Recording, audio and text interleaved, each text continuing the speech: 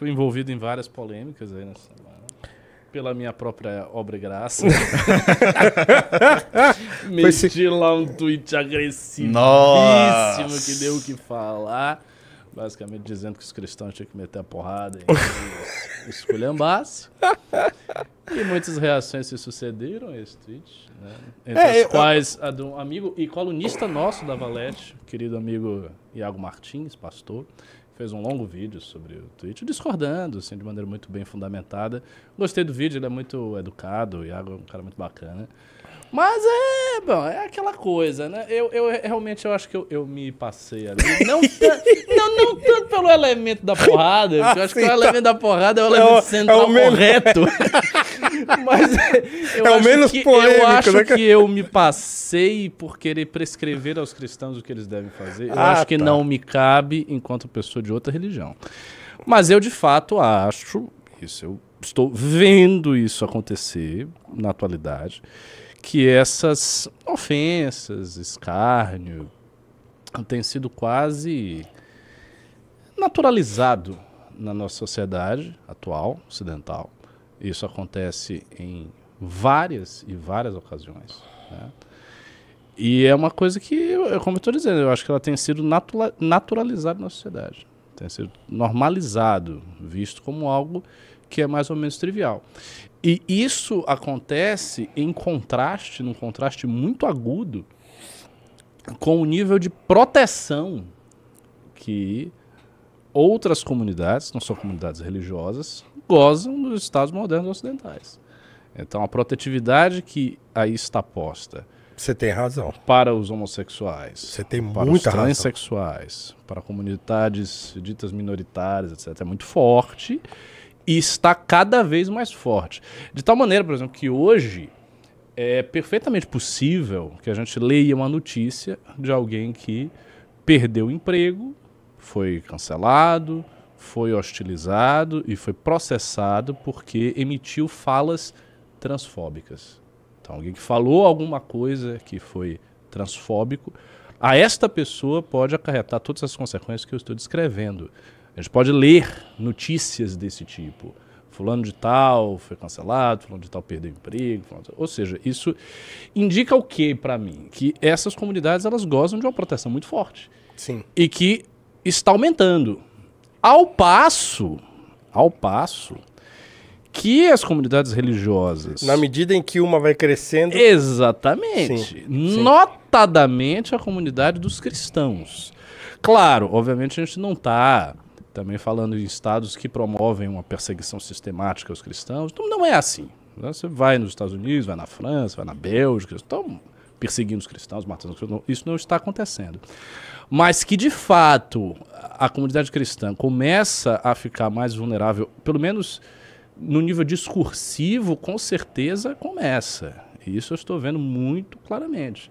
E eu acho que aquilo que foi feito ali nas Olimpíadas, que depois eles disseram que não foi uma paródia com a Santa Ceia, que foi uma festa de Baco, que era bem assim, houve toda uma controvérsia quadro semântica de um pintor holandês que 98% das pessoas no mundo nem sabiam o que era aquele fulano, acho que nem os organizadores não souberam. Alguém sacou aquilo ali da manga e falou assim, não, vamos falar que é esse cara aqui. Obviamente pareceu o que era, e pareceu que era, assim, um escárnio à Santa Ceia de Leonardo da Vinci.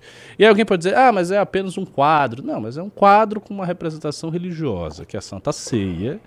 E aquelas pessoas ali, elas são, de acordo com o cristianismo, pecadoras ostensivas. Então você colocar aquelas pessoas simulando aquele quadro é uma provocação. E aí isso deu o que falar. Alguns estados condenaram isso aí, emitiram notas condenando, né, o que aconteceu. Algumas igrejas fizeram isso também, igrejas cristãs orientais, partes da igreja ortodoxa, não sei qual patriarcado da igreja ortodoxa fez, mas com certeza fez. E deu toda aquela polêmica, e isso foi a abertura de um festival público, portanto é uma cerimônia estatal, uma cerimônia de celebração de algo que é estatal, oficial do governo. E eu vejo que, ao lado de coisas assim, que nesse caso tem um caráter governamental, você tem muitas manifestações privadas, que não têm caráter governamental, mas que vão nessa mesma linha. Na linha do achincalhe, do deboche, do escárnio, do desrespeito. Sendo que não se pode fazer, no Brasil inclusive, achincalhe, deboche, desrespeito com essas minorias que eu disse que são super protegidas. Se você fala uma determinada coisa sobre essas minorias e a sua fala atinge uma grande proporção de gente que comenta e vê e tal, você pode ter consequências sérias na sua vida em relação àquilo ali. Então, cada vez mais as pessoas estão o quê? Elas estão filtrando o que elas dizem, elas estão indo muito assim, cuidadosamente de passo em passinho para não ferir alguma convenção que está posta na lei, que tem força de lei. E aí aquilo ali me aborreceu muito. E eu meti um Twitter lá, eu disse, tem que ser a resposta é agressiva, é violenta e direta e metal. Aí polemizaram, esse tem uma confusão, um monte de gente compartilhou. Eu disse, não, tem que ser mesmo. E eu acho que se você tem uma manifestação dessa, ali na Olimpíada não, você, enfim, não tinha o contexto. Mas, sei lá, um grupo de artes de não sei o que resolve fazer uma simulação de um Cristo, sei lá, sadomasoquista, que tá pregado na cruz e tá ali apanhando de homens pelados, coisa do tipo, né? Que esses artistas... Então, você já viu a configuração da coisa. É uma coisa bem típica de alguns artistas ditos subversivos fazer. Eu acho que se faz isso, e os cristãos chegam lá e faz um boicote, um protesto, um monte de gente com cartaz, ou chega lá e mete a porrada mesmo, isso aí é uma atitude, para mim, louvável. Se fizer isso e fizer várias vezes, a galera vai pensar 2 vezes antes de ter uma determinada atitude de desrespeito, antes de fazer uma certa figuração. Eu acho que isso vai acontecer. Mas, pelas reações que eu vi, reações dos cristãos, as pessoas não gostaram, não, isso é um absurdo, tem nada a ver, o evangelho é o evangelho da paz, você tá errado, isso é ridículo, você tá louco, um radical, uma pessoa terrível. Aí, beleza, tudo bem, vocês querem fazer, vocês façam o que vocês quiserem. Eu acho que em pouco tempo a gente vai estar vendo a tolerância para com a religião cristã nas sociedades ocidentais diminuir cada vez mais. Acho que ela vai ser cada vez mais dura. Eu não descarto a possibilidade de você ter, não digo criminalização da Bíblia é uma palavra pesada, mas que a protetividade em relação, sobretudo os homossexuais, porque o ato homossexual é pecado, de acordo com o cristianismo. Eu acho que essa protetividade ela pode incidir sobre o discurso religioso. Sim. No sentido de censurar o discurso religioso, sim, de querer impedir o discurso religioso de apontar isso ou aquilo como pecado. Acho que tudo isso está na ordem do dia para ocorrer. E acho que se a comunidade cristã, as comunidades cristãs dos vários países que são democráticos, não se organizarem de uma maneira muito firme, rigorosa. Beleza, você não quer bater nos outros? Tá bom. Mas pelo menos faça alguma coisa politicamente, pelos meios democráticos da política democrática. E faça com vigor. E consiga fazer alguma coisa. Se não fizer, meu irmão, vocês vão se dar mal. Esse é o tipo de coisa para a qual aquela tal daquela bancada evangélica... Isso é para nada aquilo ali. Não, costumava trabalhar, né, assim, porque... Já em outras ocasiões, houve essa discussão sobre a censura ao discurso religioso contra a prática homossexual. Que é uma coisa que, assim, fiz um vídeo no meu canal no YouTube, que eu quase nunca gravo vídeo lá, mas eu falo disso nesse vídeo, que, assim, é o que você falou, assim. Claro, para o cristianismo, o pecado é um interdito, né, e é uma doutrina cristã, das mais poderosas. E que mais do que isso, isso aí não é, eu não estou falando da coisa da minha cabeça, isso eu coloquei inclusive na minha dissertação de mestrado. A noção de pecado meio que formou o Ocidente, essa coisa do interdito, de você, não pode, se fizer tem consequências, ok? Então o imaginário ocidental, aquele influenciado pelo cristianismo e tal, ele é muito marcado por essa noção do pecado e dos limites que o ser humano tem e tal. Então isso tá presente na cultura, né? Vários autores falaram sobre isso, né? Delumaux, né? Aquela História do Medo no Ocidente, tem outros livros sobre pecado que são interessantes. Agostinho fala sobre isso longamente e tal.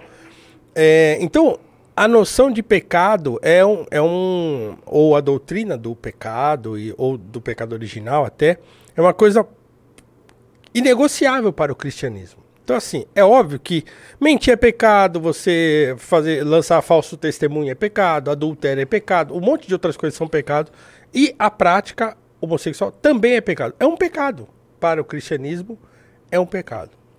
Então, o problema que se coloca é assim, é que não que essas pessoas, elas também não estão interessadas, uma fração pequena de pessoas estão interessadas em serem cristãs e continuarem sendo, manterem as suas práticas intactas, né? Mas o fato é que assim, não dá para você fazer as duas coisas. É óbvio que o cristão também, vez por outra, vai mentir, alguns adulteram, né? Alguns lançam falso testemunho, alguns acabam se envolvendo em estelionato. Nós já temos traficante que é, traficante que é cristão. O complexo de Israel está chegando. Você entendeu? Então, assim, é óbvio que tem essas coisas, mas isso não significa que elas são aceitáveis. Né? Então, assim, se uma pessoa se aproxima do cristianismo, ela tem que entender que determinadas coisas que ela possivelmente faz ou gosta de fazer, não vão ser boas, né, para ela de acordo com o cristianismo. Então, assim, eu nem estou colocando a coisa numa questão de proibição ou não, porque as coisas acontecem. A gente é humano, a gente falha vez por outra, então é óbvio que não dá para você falar, aquela coisa da proibição e tal, você acaba, às vezes, fomentando mais ainda o negócio. Então, assim, tem coisas para as quais... tem coisas que o cristão deve evitar porque elas são prejudiciais, são espiritualmente prejudiciais. Então, e afastam você de Deus. Então, um pecado é isso. Né? Então, se eu, quando me converti, por exemplo, eu tive praticamente todos os meus amigos próximos se afastaram de mim. Né? Eu também me afastei deles, né? Porque eram amigos com quem eu bebia muito e tal. E aí eu falei, bom, não vou beber mais. Eu já não estava bebendo antes de me converter, mas aí me converti, eu não vou voltar a beber e pronto, acabou. Então, me afastei. Outras coisas que eu, vez por outra, fazia e tal, não acho legal fazer mais isso aqui. Até palavrão, por exemplo, que é uma coisa que eu falava muito, daí eu falei, bom, não é legal ficar falando isso, então tá, não vou falar. Então eu evito o máximo que eu posso, por uma questão de respeito à minha própria crença, né? Então, assim, e não pode uma pessoa que tem uma prática que é considerada prejudicial para o cristianismo se aproximar do cristianismo e falar, não, eu me aproximo, mas eu quero continuar fazendo isso. Não dá, meu amigo. Você pode até reconhecer que você tem problema para não fazer, que é difícil para você resistir e tal. Tá legal, tudo bem, a gente entende. Agora, a consciência de que isso aí é errado, você tem de ter. Você entende? Então, assim, você tem de ter essa consciência. O que essas pessoas estão fazendo não é esse diálogo que elas estão levantando. Mesmo porque elas não estão interessadas no cristianismo. Então, é uma afronta porque elas se sentem ofendidas pelo cristianismo, porque o cristianismo considera a prática delas uma coisa pecaminosa, errada. Exatamente. E elas falam, como assim? Quem são vocês para dizer que o que a gente está fazendo é errado? Então, nós vamos bagunçar com a fé de vocês. Aí a coisa bagunça mesmo, né? Aí complica. Tem um autor, eu costumo citá-lo quando falo disso, que é o Henry Nouwen. Eu não sei se você já leu. Não.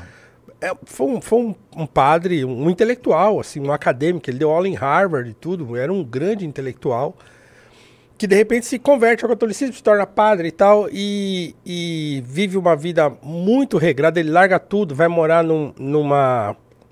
Como é que se fala? Num centro de pessoas com síndrome de Down, né? Ele vai morar nesse lugar, ele fica morando lá e cuidando, ele se afeiçoa a dessas pessoas que tinham síndrome de Down lá, o Adam. E aí ele passa a viver em função daquele rapaz. Então ele tem uma história toda interessante e ele é um autor de espiritualidade cristã católica. E aí depois a gente vai descobrir pelos biógrafos que ele era homossexual. E que ele passou a vida toda pedindo a Deus que livrasse ele do desejo que ele tinha, né, por homens e tal. E aquele desejo nunca passou. Ele simplesmente escolheu o celibato, sofreu a vida toda, né? Morreu desse jeito, né? Sofrendo por isso, por nunca ter conseguido se livrar do desejo, né? Mas ele optou por não ver esse desejo, consumá-lo, né? Então sofreu a vida toda, tal. Então, muita gente tem... Um alcoólatra passa por isso.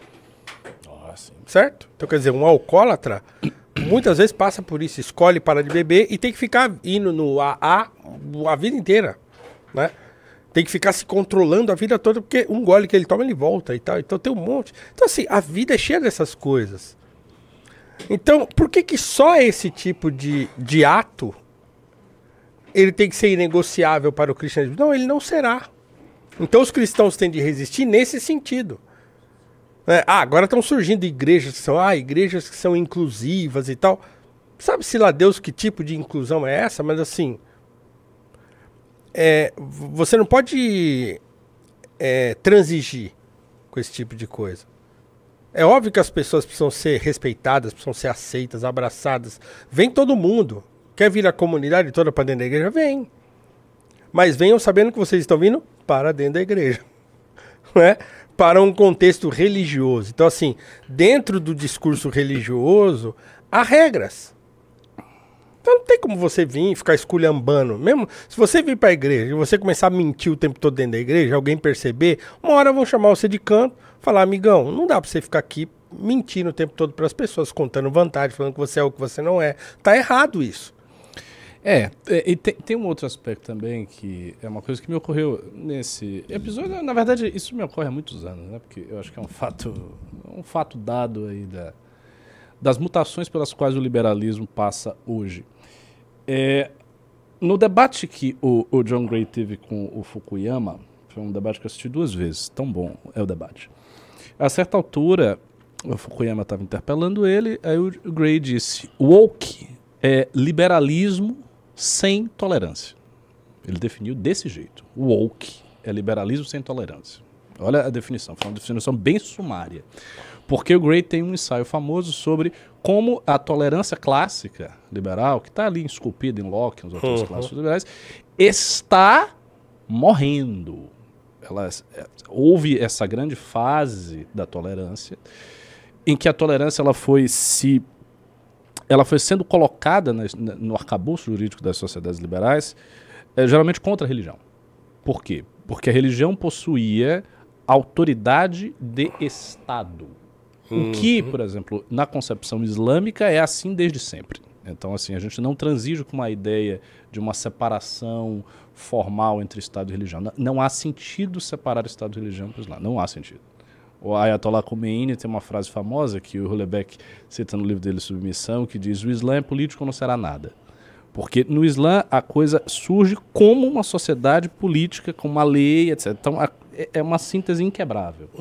No caso do cristianismo, a relação entre Estado e religião é uma relação muito complicada, que teve várias fases diferentes ao longo da história. Mas a ideia de tolerância ela vai sendo afirmada nos arcabouços jurídicos modernos, geralmente contra a religião, e geralmente privilegiando liberdade de pensamento, liberdade de expressão, etc. Eu acho, minha opinião, leitura da história atual, eu acho que este modelo já está há algumas décadas sofrendo uma profunda mutação. Eu acho que ele está sendo alterado mesmo, globalmente, historicamente, já há algumas décadas. O que é que eu acho que está acontecendo? Eu acho que o código moral progressista ele se arraigou de uma tal maneira nas sociedades ocidentais, democráticas, modernas, que ele está substituindo, ele está empurrando a noção de um Estado sem valores positivos, naquele sentido do Isaiah Berlin, um Estado que tem um valor aqui, ele está empurrando esse Estado que era negativo, ou seja, plural, que permitia pluralidade, tolerância de vários credos e opiniões. E ele está se substituindo esse Estado por um Estado que não permite o pluralismo. Que é um Estado totalitário. Que é um Estado novamente não tolerante. Mas desta vez, o núcleo valorativo do Estado não é o cristianismo, ou o Islã, ou qualquer outro núcleo desse tipo. O núcleo valorativo do Estado é o credo progressista, que é, ao contrário das religiões, muito pouco estável, porque... Articulado. Exatamente. Né? A formulação das religiões é uma formulação que demora muito tempo. Sim. Então você tem séculos de debates teológicos, as coisas são feitas ali com muita calma. Então você acaba tendo na história da religião... Claro, existem, ao longo da história da religião, várias guerras e conflitos e de toda sorte, mas... Que também é parte desse processo. Sim, que também de é maturação parte, das doutrinas e das coisas. Mas você vai chegando a credos que eles são afirmados categoricamente em determinadas épocas. Então, 325, o Concílio de Niceia, no caso da cristandade, depois o Concílio de Calcedônia, todos esses grandes concílios para afirmar alguns pontos dogmáticos e aquilo vai se tornando um credo. Isso dentro do modelo cristão. No Islã e outras religiões existe algo análogo a isso, não provavelmente sob a forma de concílios dogmáticos, mas sob a forma de enunciações gerais a respeito do credo, que são básicas e que as pessoas devem aderir. Tá? No caso do credo progressista, da crença progressista, isso não existe. Porque isso é uma crença muito flexível, é uma crença que muda ao sabor das circunstâncias, e é uma crença que é criada, é formulado aonde? É formulado nas universidades do mundo inteiro, que, embora alberguem uma pluralidade de orientações teóricas, não albergam uma pluralidade tão grande assim de orientações éticas. E aí é uma diferença muito importante, porque veja, você pode ser um professor de ética aristotélica, ou você está ligado à ética procedimentalista, ou você é um consequencialista, você é um utilitário, você é um kantiano, beleza. Mas nas questões fundamentais, práticas comezinhas, aborto, direito,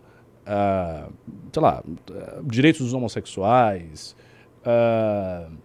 questão racial, em todas essas questões, todas essas pessoas que têm posições filosóficas muito diferentes, podem convergir numa mesma posição. Ou seja, eles têm mais ou menos uma orientação que é igual. E é mais ou menos assim que você vê na classe culta do mundo. Então, ela tem diferenças de formulação, de posições, de escolas antropológicas, distintas sociológicas, mas na hora das questões práticas do mundo há uma enorme convergência, há uma enorme homogeneidade por parte dessas pessoas. Então, o credo progressista, a crença progressista, é basicamente criada pelas universidades.